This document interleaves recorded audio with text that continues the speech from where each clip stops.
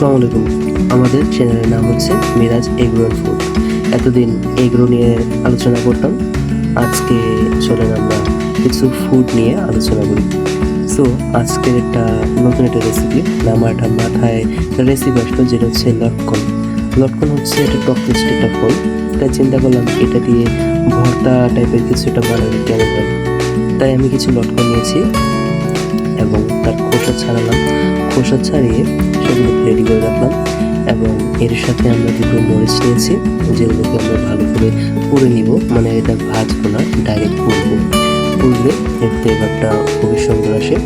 এই জন্য আমরা চুলা জ্বালা নিলাম এবং চুলা জ্বালিয়ে মরিচগুলো ভালো করে পুড়ে নেব, যখন কালো হয়। কালো হলে এর ফ্লেভারটা ওরকম সুন্দর আসবে। দেখুন, সরি, মরিচগুলো পোড়া হচ্ছে, মরিচগুলো পোড়া শেষ। এখন আমরা মরিচগুলো ক্রাশ করে নেব।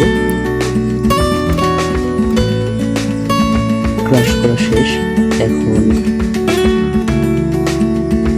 এর সাথে আমরা স্বাদ মতো বিট লবণ ইউজ করব।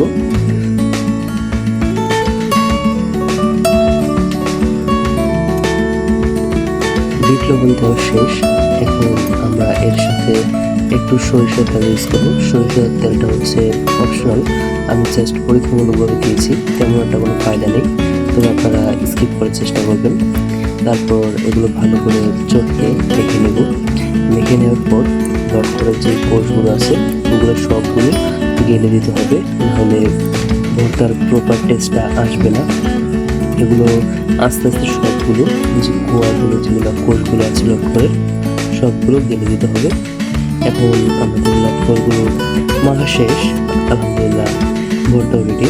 এর স্বাদটা চমৎকার ছিল, কিন্তু তেল দেওয়াটা ঠিক হয়নি, যার কারণে একটু তেলের ভাগ হয়েছে। কিন্তু আপনারা তেল ছাড়া যদি ইউজ করেন তাহলে এর স্বাদ মাশাআল্লাহ। আসসালামু আলাইকুম।